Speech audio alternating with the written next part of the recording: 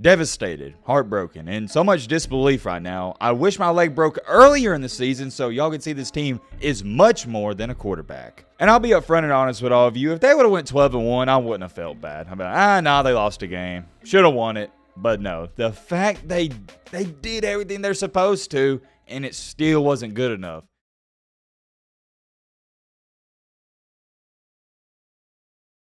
Ladies and gentlemen, boys and girls, strap and buckle up because it is going to be a very interesting video to say the least. As we all know or should know if you're not living under a rock, the new and final college football rankings, they came out. The bracket, the playoff, whatever you want to call it, it's set. And trust me, we'll get to that in just a second. But here's what I want to say, and I want to make this evidently clear at the beginning of this video before we go any farther. As soon as the rankings were over and I uploaded my live reaction for you guys, I decided, you know what, I'm going to give it a couple hours and then I'm going to see how I feel. And after going on Twitter, Instagram, watching everybody talk about it on ESPN, all the different and various opinions, I think I'm ready to speak on this and give my 2 cents. And what I'm about to say in this video might not be popular with a lot of you guys, but it is what it is. I got to speak my truth. And that is the beautiful part about our channel, the college football community. And I'm so glad to be a part of this community because that's what makes it special. Everybody's got different opinions. If everybody agreed on everything, it wouldn't be, number one, too much of a sport and too much of a community. But I digress. And after just letting everything sink in,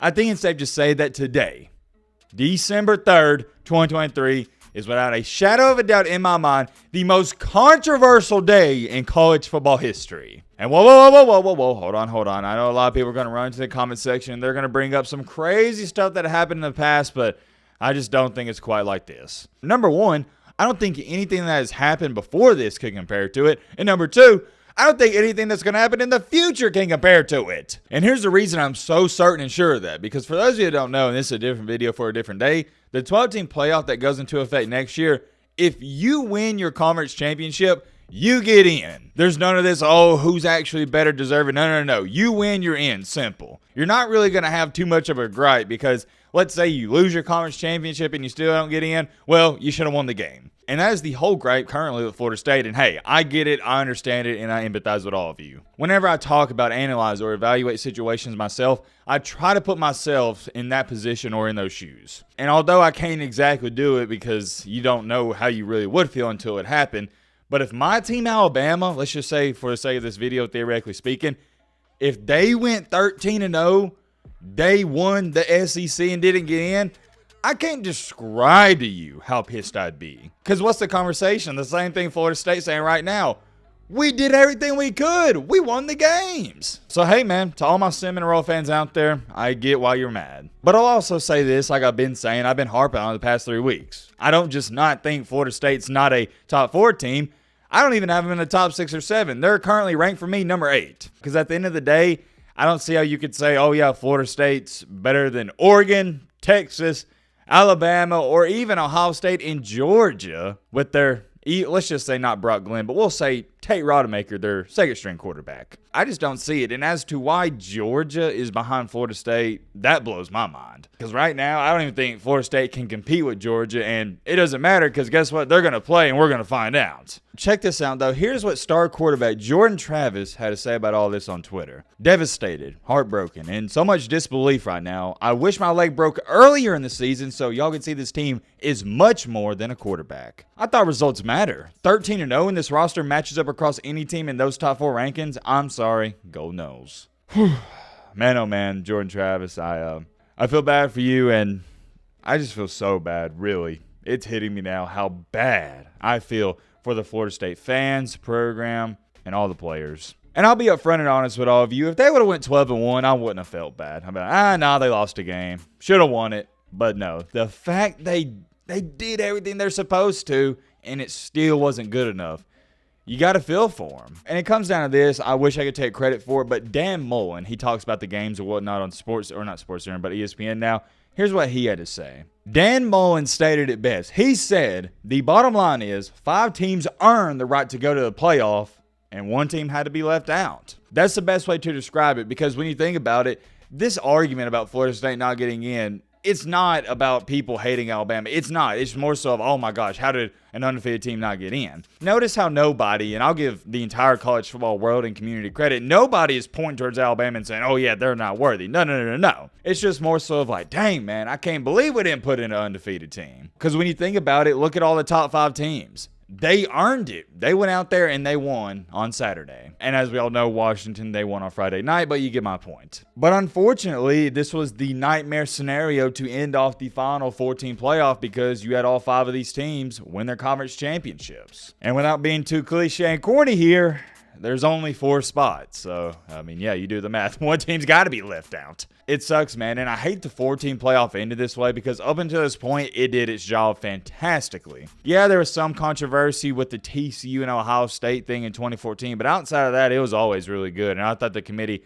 has really done a fantastic job overall. And even this year, I still think they got the 4 best teams. But I just would have liked for Florida State to get an opportunity because they did not lose a game. And oh yeah, by the way, I know this is random, but now that I'm thinking about it, am I the only one who thinks Booger McFarland is a straight up idiot? That dude was almost unbearable to listen to. Not just today, I barely listened to him today, but I'm talking about last night too. And it got so bad that you had Reese Davis. I don't know if some of you saw this. He was getting chippy with him because Reese Davis had to explain to him, hey man, they take injuries into account. It's in the criteria. And y'all know I love me some Kirk Herbstreit. He's my favorite person who talks about college football ever since I was a kid. I think he's got great and solid takes, always backs up everything with facts and evidence, and here's what he had to say. Same thing as me. Unfortunately, significant injuries impact teams as much as head-to-head matchups in conference championships. You can't ignore the impact the loss of Jordan Travis had on the Noles. Sucks, but big part of team's final evaluation, and I agree. And then here you go with this delusional comment. Ohio State won a shit with their third-string quarterback. Stop it. Yes, they did, but here's a difference. Ohio State with Cardale Jones at third-string quarterback, they beat Wisconsin in their last game 59-0. They crushed them. The difference is, guys, with Ohio State with their second, third-string quarterback is there wasn't a drop-off. With Florida State, there's a huge drop-off. And to me, I think it'd be more controversial if you would have left Alabama out because the criteria, yet again, I tried telling people this yesterday and last week and the week before, the criteria says we want the 4 best teams, not the 4 most deserving teams. And one thing I found really interesting when they was interviewing one of the guys a part of the committee or he's involved with them, he stated they went around the room and asked him, hey, who would you rather play between Florida State and Alabama? And it came down to more people said, oh yeah, we rather play Florida State, so there's your answer. If you rather play Florida State, then we're putting Alabama in. And I think that's a great conversation to have because it's a real conversation. You got to ask it. Nobody right now, and you saw Michigan's reaction to when Alabama got in, they was petrified. They hated it. Ask any head coach out there right now, who would you rather play? Florida State with their second or third string quarterback or Alabama who's harder than anyone? Every single head coach right now is going to say, yep, I'll take my chances with Florida State. I do not want to play Nick Saban in Alabama. And I got to bring this up. This is the goofiest of the goofy goobers. Danny Cannell tweeted out, games don't matter. For those of you that don't know Danny Cannell, he's a delusional Florida State fan. He doesn't live in reality. You want to know why I call him delusional? Not because of what happened today at Florida State, but he said Georgia, right? Who just lost to Alabama? He said Georgia is going to boat race Alabama by like 30 or 40. That's all you need to know about Danny Cannell. When you see somebody say that Georgia's going to boat race Alabama, yeah, delusional. Anything after that, not listening. If you want to say a team's going to upset Alabama, hey, I'm okay with it. But Nick Saban and this Alabama team getting boat raced? Come on, man. What are you talking about? He's a straight up idiot. And to go back to his point here, the games don't matter. Oh, no, they do matter. Because if you would have played really good against Louisville, you would have won.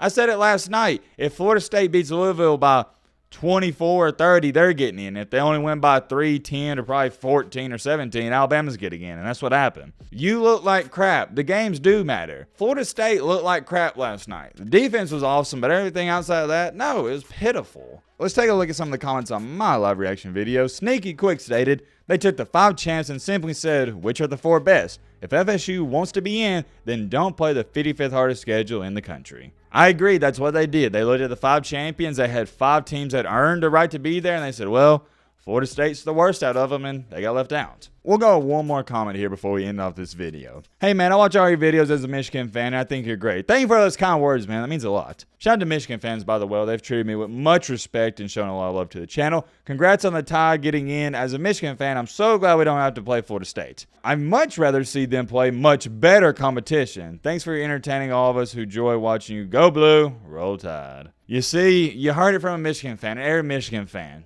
They tell you straight up, yeah, we rather have played Florida State because that's easier. This guy was saying, hey, I'd rather play Bama because it's more competitive and it's a better game, but he also stated, yeah, Florida State, that would have been a cupcake, and it would have. Michigan would have beat Florida State the same way they beat Iowa, pretty much. All in all, though, and we'll end off the video here, if you got Twitter, you've seen some of the stuff. It's been fireworks, man. I haven't seen that many people talking about college football in a long time. I think the committee got it right, but I'm curious. Let me know in the comment section, and we may read off some of these comments in tomorrow's video. What do you think about all of this? And seriously, take record out of it. I said this in a live reaction.